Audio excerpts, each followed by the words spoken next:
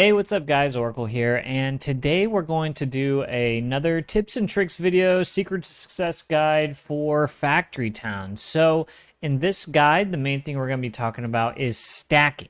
So that seems like a pretty easy concept, but it's something that you really don't think about, and it doesn't really get brought up in Factory Town. So in order to illustrate this, I have here a build that I've been doing on my streams. Check that out every Saturday. This is a build where I'm trying to build Final Fantasy VII's iconic city, Midgar, in Factory Town. And for those that don't know, Midgar is actually elevated up into the air, and it's on struts, and I'm trying to do that here. And I was thinking that this is probably a really good example to use to illustrate the concept of stacking.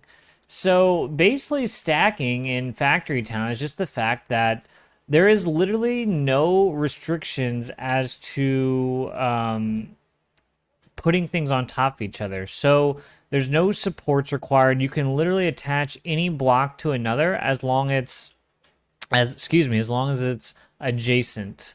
And you can use, for example, these iron blocks. As long as it is adjacent to something else, you can easily build floating platforms that you could put literally anything you want on, like so. So doing this can definitely help you save space if you're on a small island per se, for example, and also, if you have a ton of houses, you can literally stack them up and make these apartment complexes that I like to call them. One thing to note is that, one, with the houses, you'll always want to make sure that you have some sort of road connecting to them that also lead to your town center. Otherwise, they won't take advantage of, your market, tavern, that sort of thing, general store. And also, with these markets, schools, general stores, you might not know this, and I figured this out the hard way on stream, is that they actually have a vertical limit and not just a horizontal limit. So, for example, if we look down here under the city, you can see that this house right here is actually elevated 3 blocks above the ground.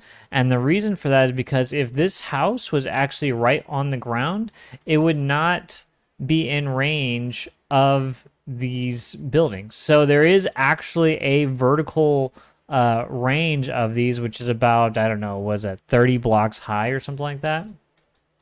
So one cool thing you can see right here is these are a bunch of workshops, and it's basically a skyscraper factory connected by a series of conveyor belts. So I know what you're thinking, like these conveyor belts are super messy, they take up a lot of space, so how is this more effective than just laying them side by side and having one conveyor belt link them if you wanted to?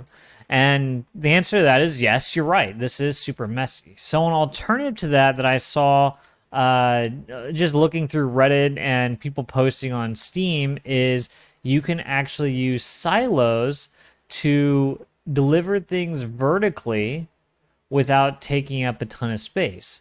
And I use that here in order to effectively get raw materials from the ground level up into the main city for production. So what I'll probably do here is, instead of having this, I'll have silos that are connected together, deliver goods that way.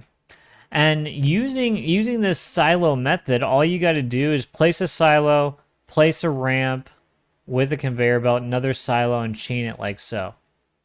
And with that, you can literally transport goods vertically by only literally taking up 3 blocks horizontally. And that helps you really deliver goods if you end up stacking production buildings like this. And that way, in the X and Y axis, you could take only 9 square blocks, but you can put 4 buildings that would normally take up 3 times 4, 12 square blocks, like this whole entire area right here. So super effective technique. You can stack barns together to save space. You can stack production buildings, especially let's say you have a production center that is all producing similar stuff. You can stack all that to save space. You can stack all of this on top of your town center to save space. So yeah, definitely take advantage of your vertical, take advantage of stacking, and with that you can create a super spatially effective city. So pretty quick video. That's really all I wanted to go over. I just wanted to show you the use of these silos and how stacking can help you save space in a city. So again, if you did find this video helpful, definitely make sure to throw a like and subscribe. Leave a comment down below if you think I missed anything or want to add anything. And check me out every Saturday on my streams. I'm going to try and finish Midgar here and see how close I can get it to the actual city in Final Fantasy VII. So again, thanks guys, appreciate it. Hope this helps, and I'll catch you in the next video.